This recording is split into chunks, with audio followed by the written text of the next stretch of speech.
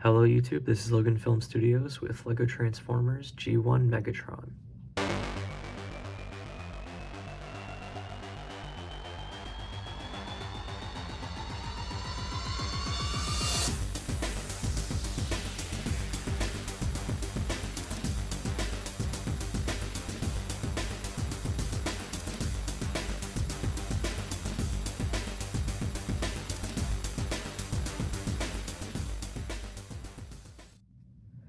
So here is Megatron in his Walter P-38 gun mode.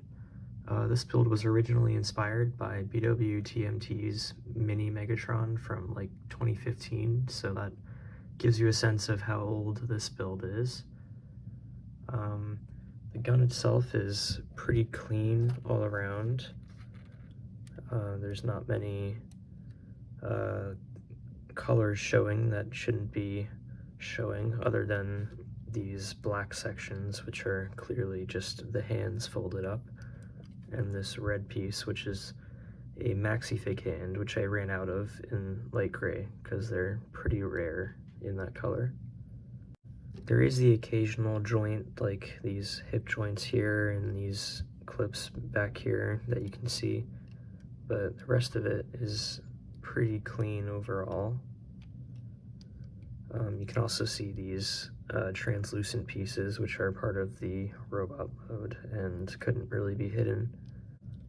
For the sight, I used these tire pieces to get this like smaller rounded shape. They're slightly shorter in diameter than these rounded 2x2 plates and tiles, so I think that makes for a pretty good build-up because this section is supposed to be kind of triangular.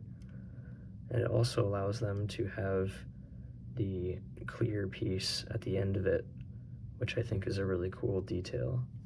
One thing that's kind of unfortunate about this mode is it's missing the trigger that should be here for the gun, and instead you can see the black section, which is obviously part of the waist for the robot mode. Proportionally, the handle is a little bit too long compared to the rest of the body of the gun, but that had to be done because otherwise it would be way too short in robot mode.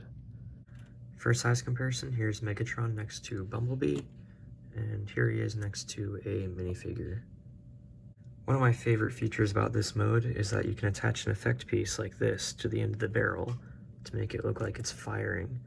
And since the gun is around the same size as it would be in real life, you can actually hold it pretty comfortably and make it look like you're shooting the gun, which is really fun. Originally, when I built this, I also built the stock that attaches to the back here on these bars that these clips are attached to. But I have since lost that piece, and it honestly wasn't all that impressive anyway, so I decided not to remake it for this video. So yeah, that's about it for this gun mode. It's pretty simple. So let's get on to the transformation.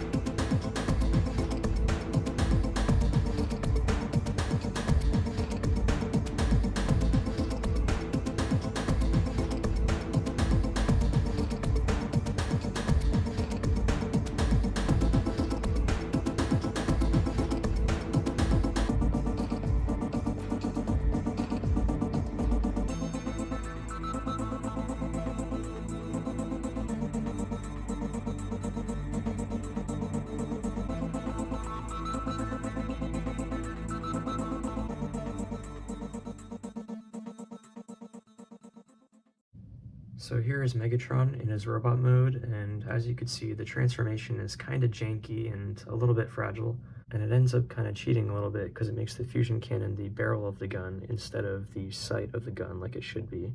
which is something that was directly inspired by the BWTMT mini Megatron that I mentioned earlier.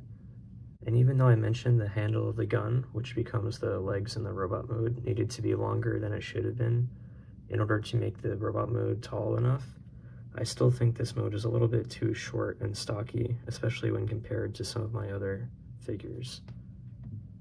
Getting a closer look at the details, you can see he has the red in his arms, which is a really difficult detail to capture because there's absolutely no red in his alt mode.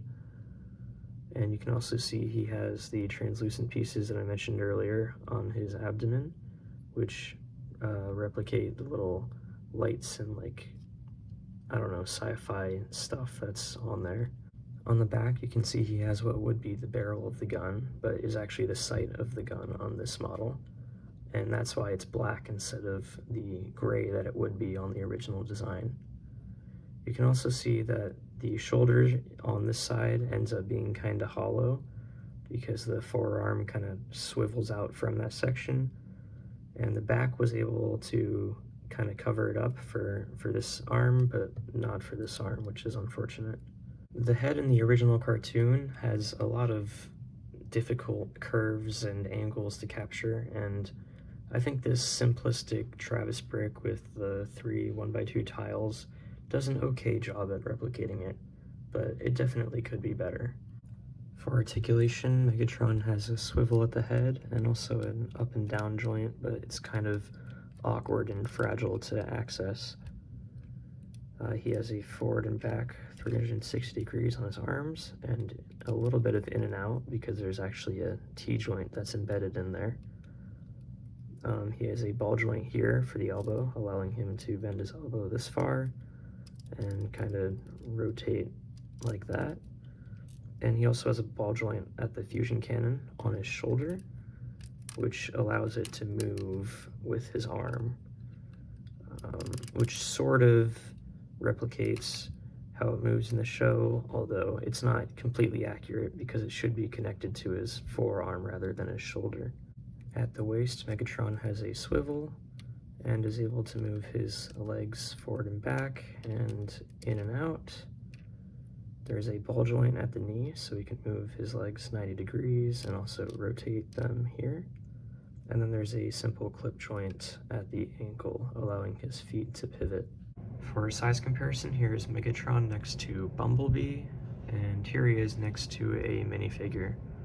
And now you can sort of see what I was talking about before, where he's a little bit too short to be properly in scale with Bumblebee compared to how he was in the original cartoon. So that's about it for LEGO Transformers G1 Megatron. It's definitely a little bit outdated, but I'll definitely be making a new one in the future, so be on the lookout for that, and I'll see you guys next time with my next video.